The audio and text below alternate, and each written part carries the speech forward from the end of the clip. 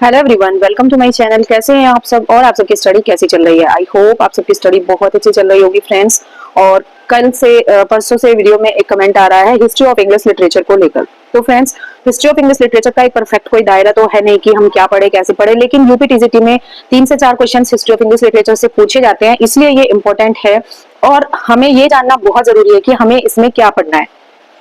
तो क्वेश्चन ये था कि हिस्ट्री ऑफ इंग्लिश लिटरेचर क्या पढ़े और कहां से पढ़े। ठीक है, अगर आपको इसमें डिटेल वीडियो चाहिए तो वो वीडियो मैंने पहले ही डाली हुई है। आप प्लेलिस्ट में जाकर history of English literature check कर सकते हैं कि हिस्ट्री ऑफ इंग्लिश लिटरेचर मैंने बताया हुआ है कि कैसे पढ़े और अपने नोट्स भी आप लोगों के साथ शेयर किए हैं।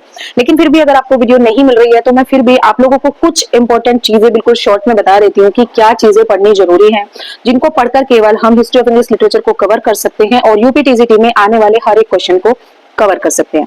ठीक है, सबसे पहली चीज होती है हिस्ट्री ऑफ इंग्लिश लिटरेचर में कि आपको एजेस का पता होना चाहिए कि कौन सा लिटरेचर पीरियड कब से शुरू हुआ है और कब एंड हुआ है। ठीक है, उसका नाम क्या है और किस बेस पर उसका नाम रखा गया है, क्योंकि उनके जो नाम होते हैं वो डिसाइड किए जाते हैं उस टाइम किसका राइन चल रहा होता है, उसके अकॉर्डिंग भी कुछ चीजों के कुछ पीरियड्स के नाम रखे गए हैं। जैसे अगर एलिजाबेथ फर्स्ट का राइन वहां पर चल रहा था तो एलिजाबेथन पीरियड उसको बोल दिया गया है। या फिर कुछ चीजों के जो नाम है वो उनके जो प्रोमिनेंट राइटर्स हैं, बहुत इंपॉर्टेंट राइटर्स हैं, सबसे ज्यादा इंपॉर्टेंट मोस्ट इंपॉर्टेंट जो राइटर्स हैं उनके नाम पर भी रख दिया गया है। ठीक है, तो ये चीज जानना सबसे ज्यादा जरूरी है कि एजेस हमें शुरू से लेकर लास्ट तक पता होना चाहिए कि मिडिल एजेस कब से शुरू हुई है, ओल्ड इंग्लिश एज कब से शुरू हुई है, फिर उनको रीडिवाइड कैसे किया गया है, उसमें क्या क्या पीरियड्स उसमें रखे गए हैं।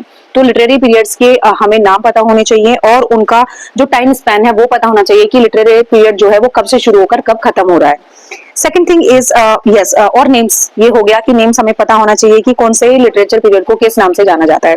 सेकंड है इंपॉर्टेंट इवेंट्स, किस लिटरेरी पीरियड में कौन सा इंपॉर्टेंट इवेंट हिस्ट्री में हुआ है, कब किस राजा ने का जो राइन है वो खत्म हुआ है, कब किस राजा का राइन जो है स्टार्ट हुआ है, उसमें क्या क्या इंपॉर्टेंट इवेंट्स हुए हैं, कौन से वर्ल्ड वार हुए हैं, जैसे सिविल वार हुआ था और 100 इयर्स वार हुआ था और एक और बहुत ही हुआ था,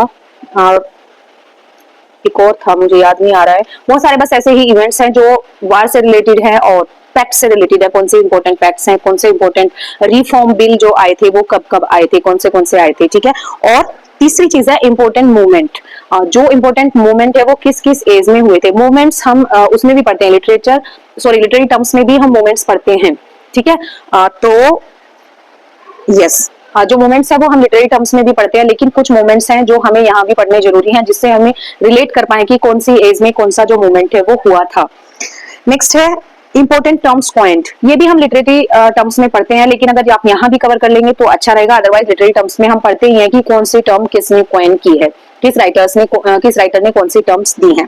ठीक है, एक और है इंपॉर्टेंट राइटर्स। हर एक एज में इंपॉर्टेंट राइटर्स हुए हैं, तो वो इंपॉर्टेंट राइटर्स कौन से हैं और उनके जो इंपॉर्टेंट वर्क्स हैं वो कौन से हैं। तो हमें ये चीजें फाइंड आउट करनी है और हम फाइंड आउट करेंगे कैसे, क्योंकि हमें ये चीजें एक ही जगह पर अगर कहीं मिल जाए तो बहुत अच्छी बात है। तो ये चीजें आपको एक ही जगह पर मिल जाएगी। एसके अरोरा में आपको दिया गया है, बिल्कुल शॉर्ट में कंसाइज में दिया गया है, सभी एजेस के बारे में दिया गया है, उनके नाम दिए गए हैं। ठीक है, उनका सभी जो डिवीजन है, सब डिवीजन है वो भी दिया गया है, उनके प्रोमिनेंट राइटर्स के नेम भी दिए गए हैं कि कौन सी एज का कौन सा राइटर सबसे ज्यादा इंपॉर्टेंट है। फिर आपको इंपॉर्टेंट इवेंट्स भी एक ही जगह मिल जाएंगे और सबसे इंपॉर्टेंट चीज आपको important writers and there works करके एक पॉइंट मिल जाएगा। उसमें सारी चीजें लिस्ट की हुई है कि कौन से राइटर सबसे ज्यादा इंपॉर्टेंट थे और उनके कौन से जो वर्क्स हैं वो इंपॉर्टेंट थे जो सबसे ज्यादा पूछे जाते हैं। ठीक है, और ये चीज भी आपको मिल जाएगी इंपॉर्टेंट टर्म्स पॉइंट कि किसने कौन सी टर्म जो है कॉइन की है।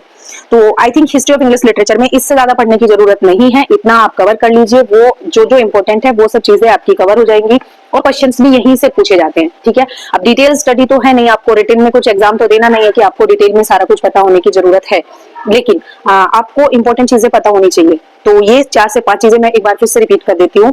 एजेस का टाइम स्पैन आपको पता होना चाहिए, एजेस के नेम आपको पता होना चाहिए, लिटरेरी नेम उनके क्या है, लिटरेरी पीरियड जो भी है जब कब से कब तक था और उसका क्या क्या नाम था और किसके ऊपर रखा गया था ये भी पता होना चाहिए। आई थिंक अब तक सभी को पता है कि कौन सी एज कब से कब तक थी और क्या क्या उनके नाम थे। ठीक है, ये इतना बड़ा इशू नहीं है। नेक्स्ट है इंपॉर्टेंट इवेंट्स, किस किस एज में कौन से इंपॉर्टेंट इवेंट्स हुए थे, ये चीजें हमें पता होनी चाहिए।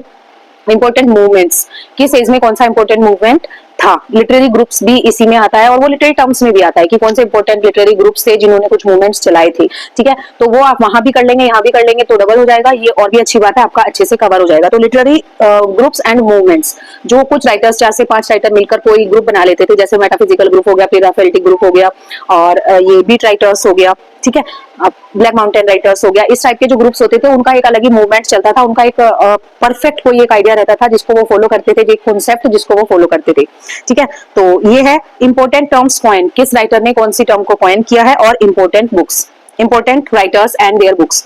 तो इंपॉर्टेंट राइटर्स और उनकी बुक्स हमें इस तरीके से लर्न करनी है कि किस एज का कौन सा राइटर सबसे ज्यादा इंपॉर्टेंट है और उनके कौन से वर्क जो हैं वो मोस्ट इंपॉर्टेंट है, जो मोस्टली एग्जाम्स में पूछे जाते हैं। ठीक है ना फ्रेंड्स, तो हिस्ट्री ऑफ इंग्लिश लिटरेचर से यही था सब कुछ। और सेकंड थिंग इज कि ब्लूप्रिंट का सेकंड पेपर जो है अभी मेरा कंप्लीट नहीं हुआ है, कुछ क्वेश्चंस रहते हैं, एक सिटिंग में बैठकर मैं उसको कंप्लीट नहीं कर पा रही हूँ और बीच बीच में उठना पड़ रहा है और भी बहुत सारी चीजें रहती हैं, साथ साथ चल रही हैं, तो वो कंप्लीट नहीं हुआ है। जैसे ही कंप्लीट होता है मैं आप लोगों के साथ उसका स्कोर जरूर शेयर करूंगी। आप लोग ये मत सोचिए कि मैं आप लोगों के साथ उसका स्कोर शेयर नहीं कर रही हूँ, कि मैं कंप्लीट कर चुकी हूँ और उसका स्कोर आप लोगों के साथ शेयर नहीं कर रही हूँ। ठीक है, जैसे ही कंप्लीट होता है उसका स्कोर मैं आप लोगों के साथ जरूर शेयर करूंगी। और ये क्वेश्चन बहुत इंपॉर्टेंट था और दोबारा से क्वेश्चन आ रहे हैं कि आपने बताया नहीं, आप कह रहे थे बताएंगे। तो फ्रेंड्स, ऐसा नहीं होता है कि जब आप कमेंट करते हो मैं साथ के साथ आप लोगों को बता दूं वीडियो बनाकर, क्योंकि टाइम की भी बात होती है, टाइम मैनेज करना होता है। मेरे पास एक छोटी बच्ची है और सॉरी, घर में काम भी होता है और अपनी स्टडी को भी देखना होता है, इसीलिए जब भी टाइम मिलता है मैं उसी टाइम वीडियो रिकॉर्ड कर पाती हूँ।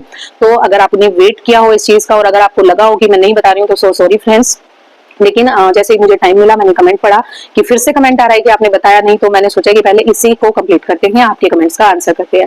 ठीक है ना फ्रेंड्स, ऐसा नहीं है कि मैं आपके कमेंट्स का आंसर नहीं करना चाहती, लेकिन कभी कभी ऐसा होता है टाइम नहीं मिल पाता और मैं नहीं कर पाती हूँ। और जो जरूरी होते हैं मैं उनका जो आंसर है वहीं पर कमेंट्स में ही कर देती हूँ, लेकिन जो बहुत ज्यादा इंपॉर्टेंट होते हैं जिनको इलेबोरेट करना होता है या उनके बारे में कुछ बताना होता है तो वो पॉसिबल होता है कि मैं वीडियो में ही बताऊं। ठीक है, तो वीडियो का जब टाइम मिलता है तभी मैं रिकॉर्ड कर पाती हूँ, इसलिए थोड़ा सा प्लीज वेट किया कीजिए। अगर मैंने कमेंट में आंसर किया है कि यस श्योर ओके मैं बताऊंगी, तो वेट कीजिए, मैं जरूर बताऊंगी, ऐसा नहीं है कि मैं बताना नहीं चाहती हूँ। ठीक है, और भी कोई क्वेश्चंस आपके होंगे हिस्ट्री ऑफ इंग्लिश लिटरेचर से रिलेटेड तो आप पूछ सकते हैं और मैं आपके कमेंट का आंसर करने की पूरी कोशिश करूंगी। ठीक है ना फ्रेंड्स, तो चलिए मिलते हैं नेक्स्ट वीडियो में नेक्स्ट टॉपिक के साथ, तब तक के लिए thank you so much and best of luck for your study friends.